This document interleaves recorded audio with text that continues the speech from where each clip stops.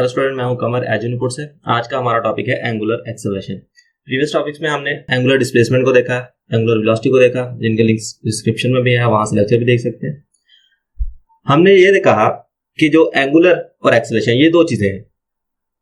Angular mean कि जब भी कोई बॉडी किसी एंगल में मूव करे, या आप यूं कहें कि कोई भी बॉडी एक सर्कल में मूव करे,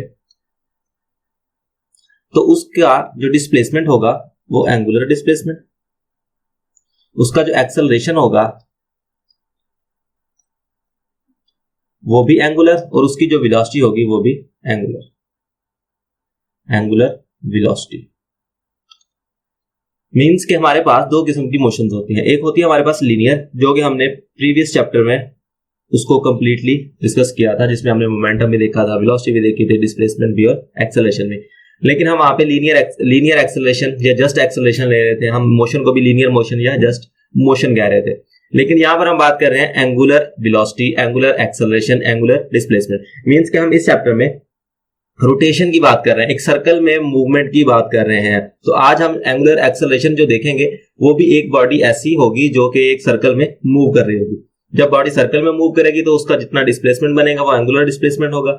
उस डिस्प्लेसमेंट में जितना चेंज आएगा वो उसका एंगुलर वेलोसिटी होगी, और एंगुलर वेलोसिटी में जितना चेंज आएगा वो उसका एंगुलर एक्सेलरेशन होगा। एक्सेलरेशन हम प्रीवियस जो है लेक्चर्स में या प्रीवियस चैप्टर्स में, प्रीवियस क्लासेस में हम इसका काफी सारा इसको डिस्कस कर चुके हैं। एक्सेलरेशन हमारे पास क्या होता है कि change in velocity, change in velocity कि वेलोसिटी में कितना चेंज आ रहा है। मींस कि एक जो बॉडी है वो मूव कर रही है, उसकी जो मोशन है अगर वो टाइम के लिहाज से ज्यादा हो रही है तो हम ये कहेंगे कि वो बॉडी एक्सेलरेट कर रहा है, उसकी जो वेलोसिटी है उसमें टाइम के लिहाज से चेंज आ रहा है, वो इंक्रीज कर रही है, तो वो क्या हो रही होगी, एक्सेलरेट कर रही होगी, उसका एक्सेलरेशन जनरेट हो रहा होगा। एक्सेलरेशन जो है वो पॉजिटिव भी होता है, नेगेटिव भी होता है।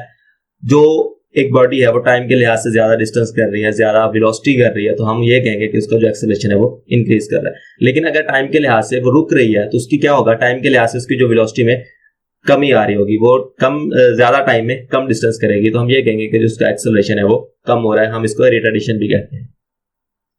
तो बात यह है कि चेंज इन वेलोसिटी, कि हम अगर वेलोसिटी में चेंज लें विद रिस्पेक्ट टू टाइम तो वो हमारा क्या होगा, एक्सेलरेशन होगा। लेकिन अगर हम ऐसा चेंज लें वेलोसिटी में जो कि एक उसमें हो, सर्कल में हो, कि जो भी बॉडी सर्कल में मूव करेगी तो डेफिनेटली जो उसका डिस्प्लेसमेंट होगा वो एंगुलर होगा, और उसकी जो वेलोसिटी होगी वो भी एंगुलर होगी। और अगर हम एंगुलर वेलोसिटी में चेंज लेंगे तो वो वाला जो एक्सेलरेशन होगा वो एंगुलर एक्सेलरेशन बन जाएगा। अगर हम इसकी डिफाइन करें तो rate of change of angular velocity, एक बॉडी है वो मूव कर रही है एक सर्कल में, हम ये कह लेते हैं कि सर्कल में क्या कर रही है, मूव कर रही है, और ये उसका एक्सिस ऑफ रोटेशन है। इसको हम प्रीवियस जो है टॉपिक्स में उसको बड़ी डिटेल से डिस्कस कर चुके हैं। तो हम ये कहेंगे बॉडी ने मूव करना शुरू किया पॉइंट P1 से और पॉइंट P2 तक क्या किया, मूव किया। तो अगर हम इसका जो डिस्प्लेसमेंट फाइंड करेंगे जो कि डेफिनेटली एंगुलर डिस्प्लेसमेंट होगा, वो हम एंगल्स में फाइंड करते हैं। तो उसने 10 डिग्री मूव किया। ये 10 डिग्री जो है, डिग्री, रेडियन, ये सारे क्या है, एंगुलर डिस्प्लेसमेंट के यूनिट्स हैं। तो हम डिग्री में भी मेजर कर सकते हैं, रेवोल्यूशन में भी मेजर कर सकते हैं, लेकिन जो एसआई यूनिट है वो रेडियन है। तो हम ये कहेंगे कि उसने 10 डिग्री मूव किया, तो ये उसको क्या होगा, डिस्प्लेसमेंट होगा। और अगर हम ये कहें कि उसने 3 सेकेंड में ये डिस्प्लेसमेंट किया तो क्या होगा, डिस्टेंस ओवर टाइम। ये हमारे पास आ जाएगी उसकी वेलोसिटी,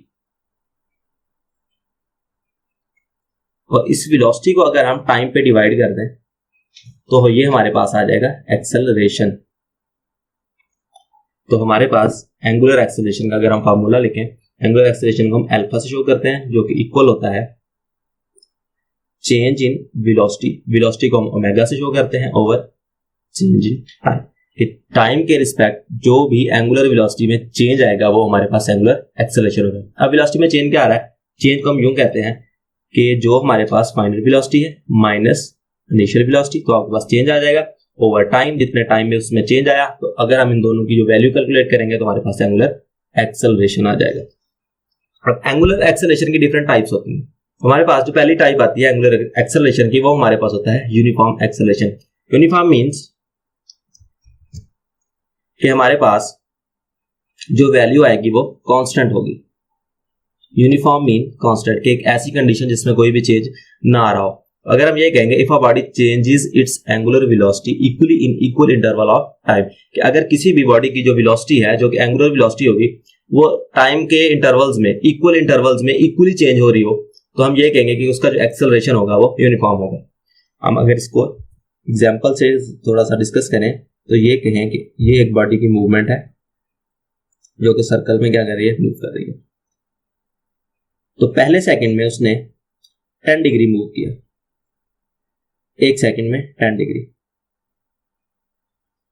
अगले सेकंड में उसने 20 डिग्री मूव कर लिया, और फिर अगले सेकंड में 30 डिग्री मूव कर लिया। तो हमने एक्सेलरेशन क्या कहा था कि एक्सेलरेशन क्या है, change in velocity over time. अब यहां पर अगर हम वेलोसिटी ओवर टाइम देखें तो वेलोसिटी इसकी 10 है, ओवर टाइम 1 सेकेंड, यहां पर 20 ओवर 1 सेकेंड, यहां पर भी 30 ओवर 1 सेकेंड। अगर आप इनका चेंज देखें तो चेंज हमने कैसे देखना है कि फाइनल में से इनिशियल को माइनस करना है। अगर हम ये वाला चेंज देखें तो 20 में से 10 माइनस करें तो हमारे पास 10 आता है, 30 में से 20 करें तो 10 आता है। तो हम क्या हो रहा है कि हमारा जो एक्सेलरेशन है वो हर सेकंड के बाद क्या है, कांस्टेंट आ रहा है। उसके पहले सेकंड में जो उसकी वेलोसिटी में चेंज आया वो भी 10 था, अगले सेकंड में जो चेंज आया वो भी 10 था। अगर इक्वल इंटरवल ऑफ टाइम में जो वेलोसिटी है वो इक्वली चेंज हो रही हो तो हम ये कहेंगे कि हमारा जो एक्सेलरेशन है वो यूनिफॉर्म आ रहा है। लेकिन अगर हमारा जो एक्सेलरेशन है वो नॉन यूनिफॉर्म कब होगा, वो तब होगा कि जब हमारी जो वेलोसिटी है वो अनइक्वली जो है वो चेंज हो in equal interval of time, कि टाइम इंटरवल सेम रहे, इक्वल रहे, कि हर एक सेकंड के बाद उसकी जो वेलोसिटी है उसमें जो चेंज आ रहा है वो इक्वली ना आ रहा हो। प्रीवियस हमने देखा कि यूनिफॉर्म जो एंगुलर एक्सेलरेशन है उसमें हर एक सेकंड के बाद 10 का डिफरेंस आ रहा था। अगर वो डिफरेंस चेंज हो जाता है मीन्स कि हमारे पास एक ऐसी मोशन आती है, इसमें वो बॉडी है, पहले सेकंड में वो 10 डिग्री किया, दूसरे में 20, तीसरे में 40, और नेक्स्ट जो एक सेकंड था उसमें उसने 70 डिग्री कर लिया। तो हम ये देखें कि हर एक सेकंड में हम इस पे जो टाइम इंटरवल है वो सेम रख रहे हैं, एक सेकंड, एक सेकंड, एक सेकंड और एक सेकंड। अब आप देखें कि इसमें जो चेंज आ रहा है वो 10 का आ रहा है, यहां से चेंज देखे तो 20 का आ रहा है, यहां से चेंज देखे तो 30 का आ रहा है। मींस कि हर सेकंड के बाद जो चेंज आ रहा है वो इक्वल नहीं है, अनइक्वल है। तो हम ये कहेंगे कि ऐसा एक्सेलरेशन जिसमें जो वेलोसिटी है वो अनइक्वली चेंज हो in equal interval of time, तो वो हमारे पास नॉन यूनिफॉर्म एंगुलर एक्सेलरेशन होगा। फिर आता है हमारे पास एवरेज। एवरेज क्या होता है कि अगर आपके पास बहुत सारी वैल्यूज है जो कि इक्वल्स नहीं है, मींस के जैसे हमारे पास पीछे चेंज आ रहा था कि पहले सेकंड में 10 का चेंज आया, दूसरे में 20 का आया, तीसरे में 30 का चेंज आया। तो अगर हम ये कहें कि उसमें टोटल या एवरेज कितना चेंज आ रहा है, तो एवरेज हम कैसे लेते हैं कि इन तीनों चेंजेस को हम डिवाइड कर देंगे इनके नंबर से जो कि 3 है। तो ये हमारे पास आएगा 60 ओवर 3 इज इक्वल टू 20। तो हम ये कहेंगे कि उसमें जो एवरेज है, जो एवरेज एक्सेलरेशन है वो 20 आ रहा है। तो ऐसा एंगुलर एक्सेलरेशन जिसमें जो टोटल चेंज को आप डिवाइड कर दें टोटल टाइम से, तो आपका जो एक्सेलरेशन आ जाएगा वो एंगुलर एक्सेलरेशन आ जाएगा। अब हमारे पास आ रहा है 20, कि उसका हर जो एक सेकंड के बाद उसमें जो चेंज आ रहा है जो 20 आ रहा है। लेकिन अगर हम देखें तो पहले सेकंड में जो चेंज आया था वो 10 था, अगले में 20 था, और उससे अगले में क्या था, 30।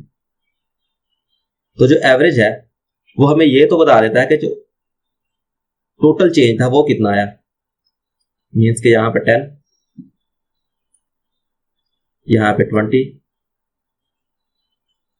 यहां पे 30 और यहां पे 40। अब अगर हमने इनका एवरेज लिया तो वो क्या आया, 20 का डिफरेंस आ रहा है, लेकिन यहां पे 10 का डिफरेंस था। यहां पर हमने कहा था कि यहां पे 20 के बाद आ रहा है 40 और इसको हमने कहा था 70। तो यहां से देखे तो 20 का डिफरेंस आ रहा है और यहां पे देखे तो 30 का डिफरेंस आ रहा है, लेकिन जब हमने इनका एवरेज लिया तो वो 20 आया। अब यहाँ पे 10 का डिफरेंस है और यहाँ पे 30 है, मींस के जो एवरेज है वो एक्यूरेट वैल्यू तो नहीं देता, लेकिन वो हमें ये बता देता है कि एवरेज जो है कि टोटली अगर आप इसको वेलोसिटी को देखें तो टाइम के लिहाज से में जो टोटल डिफरेंस आया वो 20 का आ रहा है। तो ऐसा एक्सेलरेशन हमारे पास क्या होगा, एवरेज एंगुलर एक्सेलरेशन, कि आप टोटल वेलोसिटीज में जो चेंज आ रहा है उसको डिवाइड करते हैं टोटल टाइम से, तो आपके पास एवरेज एंगुलर एक्सेलरेशन आ जाएगा। लेकिन अगर हम बिल्कुल एग्जैक्ट और एक्यूरेट वैल्यू लेना चाहते हैं तो हम क्या करेंगे कि हम हर एक लम्हे पे कि बहुत टाइम को इतना कम कर देंगे कि हमारे पास वो जस्ट एक लम्हा बन जाए, तो हर उस लम्हे पर उसके जो एक्सेलरेशन है वो फाइंड करना शुरू कर देंगे, तो हमारे पास मोर एक्यूरेट जो वैल्यूज हैं वो आना शुरू हो जाएंगे। तो ऐसे एक्सेलरेशन को हम इंस्टेंटेनियस एंगुलर एक्सेलरेशन कहते हैं, कि change in angular velocity at any instant, कि आप हर लम्हे में जो उसकी जो एंगुलर एक्सेलरेशन की जो वैल्यूज है वो फाइंड करना शुरू करते हैं, तो वो वाला एक्सेलरेशन जो आएगा हमारे पास वो इंस्टेंटेनियस एंगुलर एक्सेलरेशन होगा। और अगर हम इसका फार्मूला लिखें तो हमारे पास आएगा alpha is equal to total velocity over total time, जिसको हमने एवरेज भी कहा था। अगर हम इसमें लिमिट लगा देंगे, हमने टाइम को अप्रोच टू जीरो करवा देना है, कि हमने इसको इक्वल टू जीरो नहीं करना बल्कि नियरली इक्वल जीरो रखना है, कि इतना छोटा कर देना है कि वो जस्ट एक लम्हा बन जाए, तो उस लम्हे पे हमारे पास जो एक्सेलरेशन की वैल्यूज आ रही होंगी वो हमारे पास इंस्टेंटेनियस एंगुलर एक्सेलरेशन आएगा। और हम इसको लिखेंगे इंस्टेंटेनियस एंगुलर एक्सेलरेशन, कि अगर आप एवरेज में लिमिट लगा दें तो हमारे पास इंस्टेंटेनियस एंगुलर एक्सेलरेशन बन जाता है। यहाँ पर एक क्वेश्चन आता है कि अगर आपका जो एक्सेलरेशन है वो यूनिफॉर्म है तो इंस्टेंटेनियस और एवरेज में क्या डिफरेंस होगा। एवरेज हमने ये कहा कि हमने टोटल को डिवाइड करना है टोटल टाइम से, और इंस्टेंटेनियस क्या है कि आपने हर लम्हे पे फाइंड करना है। अगर हमारी जो एक्सेलरेशन है वो है ही यूनिफॉर्म, उसमें कोई चेंज ही नहीं आ रहा, तो आप हर इंस्टेंट पे लें तो भी वही वैल्यू आएगी। अगर आप टोटल वेलोसिटी को टोटल टाइम से डिवाइड कर देंगे तो भी वही वैल्यू आएगी। तो हम यहाँ पे ये कहेंगे कि अगर आपका जो एक्सेलरेशन है जो कि हम एंगुलर ले रहे हैं, एंगुलर एक्सेलरेशन अगर हमारे पास यूनिफॉर्म हो तो इंस्टेंटेनियस जो होगा, इंस्टेंटेनियस एक्सेलरेशन वो इक्वल होगा आपका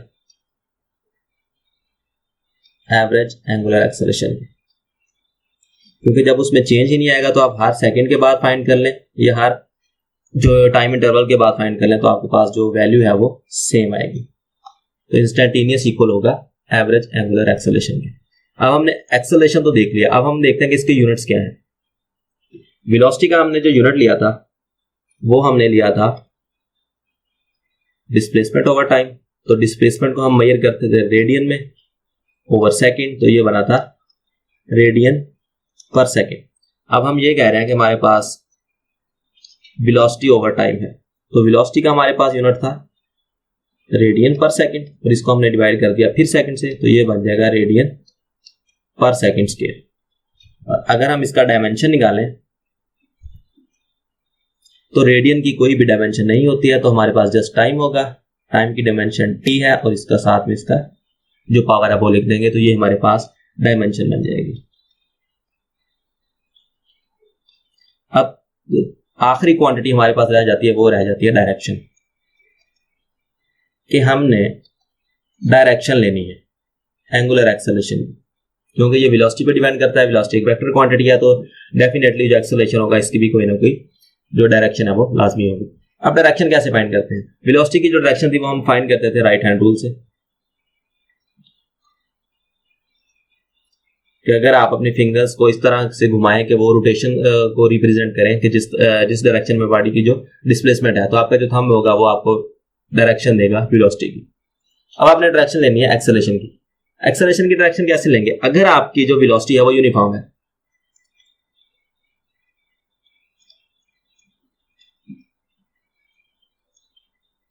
एक्सेलरेशन भी क्या होगा, यूनिफॉर्म होगा, तो उसमें कोई भी चेंज नहीं आएगा। तो जब आप यूनिफॉर्म एक्सेलरेशन लेंगे तो आपके पास जो चेंज आएगा, चेंज इन वेलोसिटी है वो जीरो है, तो इसमें जो एक्सेलरेशन होगा वो भी जीरो ही आएगा, क्योंकि बॉडी की जो मूवमेंट है, जो बॉडी की वेलोसिटी है उसमें कोई भी चेंज नहीं आ रहा। तो हमने एक्सेलरेशन यही कहा कि चेंज इन वेलोसिटी, अगर हर सेकंड के बाद उसमें चेंज ही नहीं आ रहा, वो एक ही स्पीड से या एक ही वेलोसिटी से मूव करती जा रही है, तो उसका एक्सेलरेशन क्या होगा, जीरो होगा। तो इस केस में हमारे पास कोई डायरेक्शन बनती ही नहीं।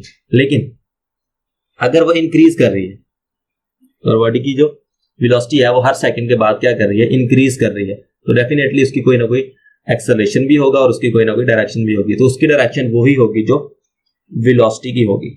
वेलोसिटी को हम ओमेगा से रिप्रेजेंट करते हैं एंगुलर वेलोसिटी की, तो उसकी डायरेक्शन वही होगी जो कि एंगुलर वेलोसिटी की होगी, और एंगुलर वेलोसिटी को हम राइट हैंड रूल से फाइंड करते हैं। और एक और कंडीशन हमारे पास आती है कि अगर जो टाइम के इंटरवल्स हैं उसमें जो वेलोसिटी की जो वैल्यूज है वो डिक्रीज होना शुरू हो जाए। ये तो इंक्रीज के लिए है कि अगर इंक्रीज कर रही हो तो वही डायरेक्शन होगी जो एंगुलर वेलोसिटी की होगी। अगर जो वेलोसिटी है वो डिक्रीज होना शुरू हो जाए तो हमारे पास एक्सेलरेशन की जो डायरेक्शन है वो किस तरह होगी, तो हमारे पास जो एक्सेलरेशन की डायरेक्शन है वो अपोजिट हो जाएगी, अपोजिट टू एंगुलर वेलोसिटी। अगर एंगुलर वेलोसिटी अपवर्ड डायरेक्शन में है और वो डिक्रीज कर रही है तो जो एंगुलर एक्सेलरेशन होगा वो डाउनवर्ड होगा। और अगर हमारे पास जो इंक्रीज कर रही है तो अगर वेलोसिटी अपवर्ड है तो हमारे पास जो एक्सेलरेशन होगा वो भी अपवर्ड होगा। और अगर हमारे पास यूनिफॉर्म वेलोसिटी है तो हमारे पास ना ही कोई एक्सेलरेशन होगा ना ही उसकी कोई डायरेक्शन होगी। तो ये था आज का हमारा टॉपिक। इस टॉपिक के रिलेटेड कोई क्वेश्चन होगा तो आप कमेंट सेक्शन में हमें कमेंट करके पूछेंगे या विजिट करेंगे edgeinput.com।